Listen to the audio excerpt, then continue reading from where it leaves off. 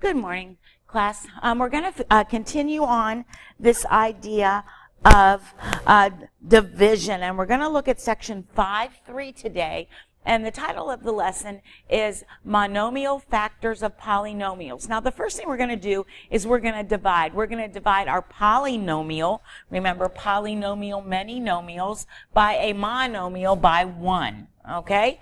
And so we're going to see here that when I do that, it's basically going down here, and I have to divide each term by whatever's in the denominator.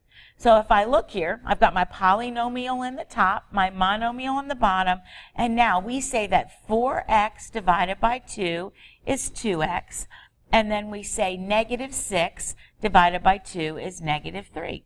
And that's my final answer. So to divide my polynomial in the numerator by my monomial that's in the denominator, we divide each term, okay, and then put the results together, add the results together. So let's look at a few of these and see what that looks like for us. If we go to the next slide.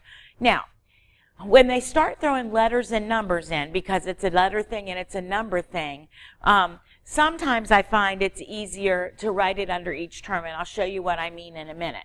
If I look at number 1, then we've got to divide the first term in the numerator by 8n. Well, 24 divided by 8 is 3m. And what would we say happens to the n's? The n's are going to cancel out. Now I've got to go over here and divide the second term by 8n. Well, negative 16 divided by 8 is negative 2, and then we would say that the n's cancel out. And this is what I mean on number 2. A lot of times I like to go over here and just write what my divisor under each one. I think it's easier for you to see what's going on, especially when we got letters and numbers going on. So if I write what my divisor underneath each term in the numerator, it helps me realize what I'm doing. So let's look here. We've got 4 divided by 2, which is 2. We've got u cubed divided by u. Remember, if it's the same base, we subtract our exponents, so we get u squared. And then positive 10 divided by 2 is positive 5. U squared divided by u is u. And then on the last term in the numerator, we've got negative 6 divided by 2, which is negative 3. And u divided by u cancels out. And so there's our final answer. Let's try another one. Again, we're going to take the divisor and divide it into each term of the numerator. So 10 divided by 5 is 2. A squared divided by a is a. And we would say the b's cancel out. And now we're going to go over here and divide the second term. Negative 15 divided by 5 is negative 3. This time we're going to say the a's cancel out. A divided by a cancels out. And then we've got b squared divided by b, which gives me b. Again, when they start putting all the letter and the number thing with lots of exponents, I like to take a few minutes and just write it under each one so I can see what's happening for every term. So let's look at number 4. 30 divided by 5 is 6. P to the 4th divided by p squared gives me p squared. Q's are going to cancel. Negative 45 divided by 5 is negative 9. P cubed over p squared is p. Q squared over q is q.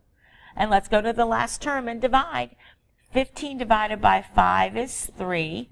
The p squareds are going to cancel out, and we've got q cubed over q, which gives me q squared.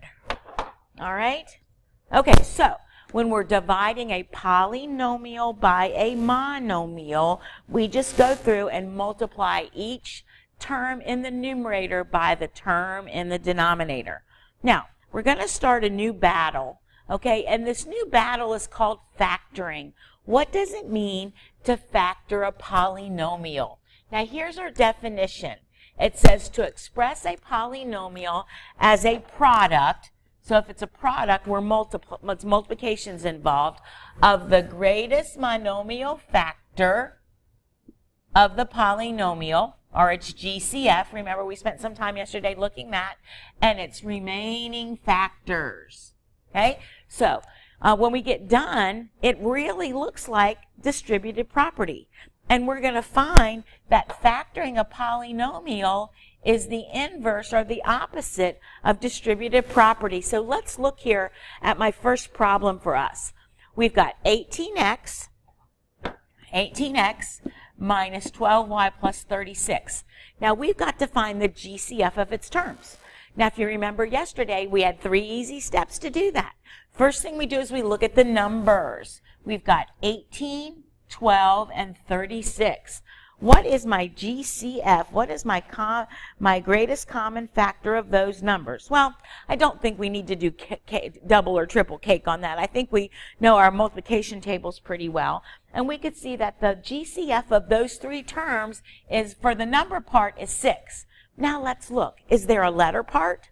Oh, did you notice all my letters are different? I got X, I got Y, and this one's a constant term. So this time there's no letter part. There's only a number part. Now, here's how we take it to take it home. We're going to pull out the GCF, which is 6, and now, how do we get the factors that remain? Well, what we have to do is we have to go through and divide each one of these by the GCF. So 18 divided by 6 is 3. X comes along for the ride. 12 divided by negative 12 divided by 6 is negative 2. Y comes along for the ride. And then 36 divided by 6 is plus 6. Now, do you understand what I mean now when I say when we factor it, it looks like the opposite or the inverse of distributed property? So we've got to find the GCF of its terms, okay? And again, that could be numbers more than likely, but it could also be letters. Remember we saw yesterday, I take out the smallest exponent, okay? We put the monomial or the GCF on the outside, and we put the factors that remain after we take out or divide by the GCF in the parentheses that follow. So let's try a few of those now and see how it works. Okay, here we go.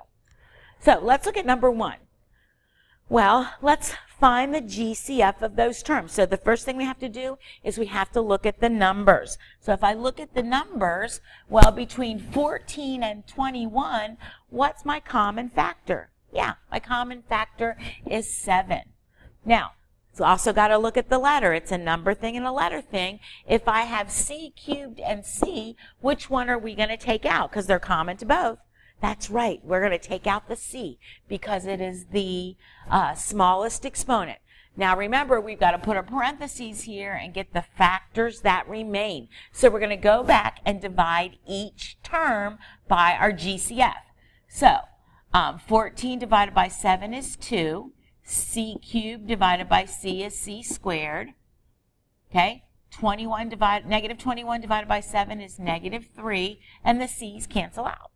And that's my final answer. Now, a good way to check to make sure you did it correctly is if you use your distributive property, you should get the original back. Let's see what happens. 7C times 2C squared. 7 times 2 is 14. C times C squared is C cubed. 7 times negative 3 is negative 21. And C comes along for the ride. And there you go. It's a good check to make sure that we did a good job. Let's try another one. Let's look at number 2. Okay, so the first thing I have to do is I have to find my GCF. Well, let's look at the numbers. Okay, if I look at the numbers, I have 22, 33, and 11. So what number is my common factor? Yeah, all of those are members of the 11 multiplication family, so we're going to factor out 11. Now, this time everybody has a y. Do you see that? We've got y to the 4th, y cubed, and y squared. So a y is common to all 3 terms, so that's part of my GCF. And remember, we take out the lower exponent. So we're going to take out y squared. Now, we've got to put the factors that remain. How do we find the factors that remain? Well, we've got to divide each term in the original by my GCF. So 22 divided by 11 is 2. Y to the 4th divided by y squared is y squared. 33 divided by 11, negative 3. y cubed divided by y squared is y. Now, look, we've got 11 divided by 11 and y squared divided by y squared. Guys, what's 11y squared divided by 11y squared? What would we say that was back in another section? Yeah, they cancel each other out. But when they cancel each other out, what do we have left? That's right, this equals 1, so we need to make sure that we put plus 1 there. Okay, 2 more. Here we go. Let's go ahead and look at number 3. Now, a number thing and a letter thing. So if I look at the number part, what is the GCF? What is my common factor for 14, 21, and 35? Well, if you know your multiplication tables well, we realize we got to factor out a 7, okay? Now, look, every term has a P and a Q. Every term has a P and a Q. So now we've got to go back and look at the letter part. Well, we've got P cubed, P squared, and P. Remember, we take out the smaller exponent, so we're going to factor out a P. When I look at the Q, it does the same thing. I've got Q cubed, Q squared, and Q, so I factor out the lowest exponent. And now we need the factors that remain. So we've got to go back and divide each term by our GCF. So 14 divided by 7 is 2. P cubed divided by P is P squared. Q cubed divided by Q is Q squared. Negative 21 divided by 7, negative 3. P squared divided by P, Q squared divided by Q. 35 divided by 7 is what? 5. And then we would say that the P's and the Q's cancel out. And that's our final answer. Okay? Final answer. One more time. Here we go. Let's look at number 4. Remember, to find the GCF of my polynomial, the first thing I do is I find the GCF of the numbers. So if I have 77 and 84, what's my GCF? Well, when I look at 77, I think of 7 and 11, but 11 won't go into 84. But let's see, does 7 go into 84? Yeah, it does. So for the number part, I'm going to factor out a 7. Let's look at the r's. We've got r to the 7th and r to the 8th. Which one are we going to take out? Right, we take out the smaller one, so we're going to take out r to the 7th. And then we're going to look at the s's because they're common to both. All right, and so the smaller one is s to the 4th. The smaller one is s to the 4th. So we're going to factor that out. And now I need to find the factors that remain. So we're going to divide each one of our terms by the GCF. So 77 divided by 7 is 11. R to the 7th divided by R to the 7th, well, that's going to cancel out.